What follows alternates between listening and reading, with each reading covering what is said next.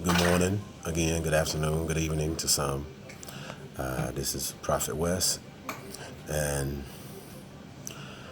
I want to briefly, from personal experience and just learning life and trying to understand life and trying to connect the dots to life, my perception based on the Bible about just time.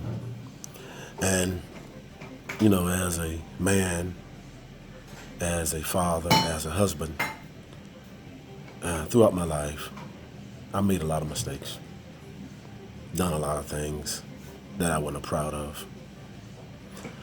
But what I've discovered that the older I get is what I didn't understand then. If I live a little longer in time, I will understand it. And oftentimes, the unfortunate thing that we gather wisdom and knowledge from is pain, tribulations, hurts, rejections.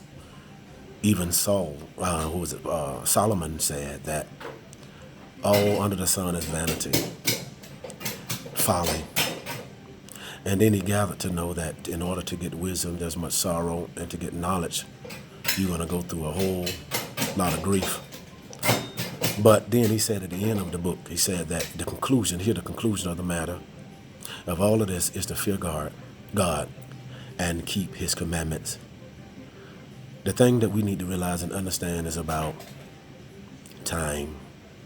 Time is put here for us to know God. Time is put here for us to become wise, get understanding, to understand our life, to understand our choices. And oftentimes, bad choices, through bad choices, we learn how to make good choices.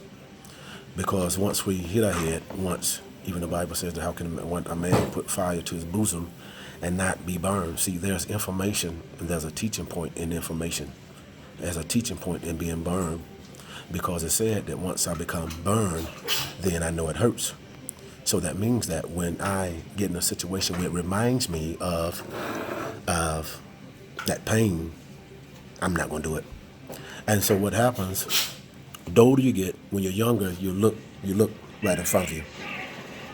But the older you become, you learn how to look down the road a piece. In other words, to look around the corner, look 2 months, 10 years, 20 years down the road from one situation. So the thing that I've learned is that now, once I looked at things when I was younger, right in front of me, but now I look at things, when I look at it now, I look at its potential. I look at it what it can become.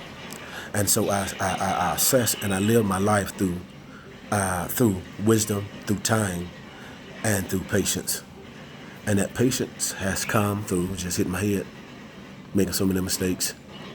But it's in those mistakes that are teaching moments that I'm able to teach others. I'm able to teach myself. I'm able to teach my kids. Now, I told my son this. I told my son, do you trust me? He said, yes. And see, my son trusts me as I trust God. See, I live for God. And so the God that my son sees in me, I'm his God because he sees me, small g, because I'm his father. I'm his world. I'm his standard. The Bible says that a children's is a father's glory. A father's children's glory. In other words, standard. What to look forward to.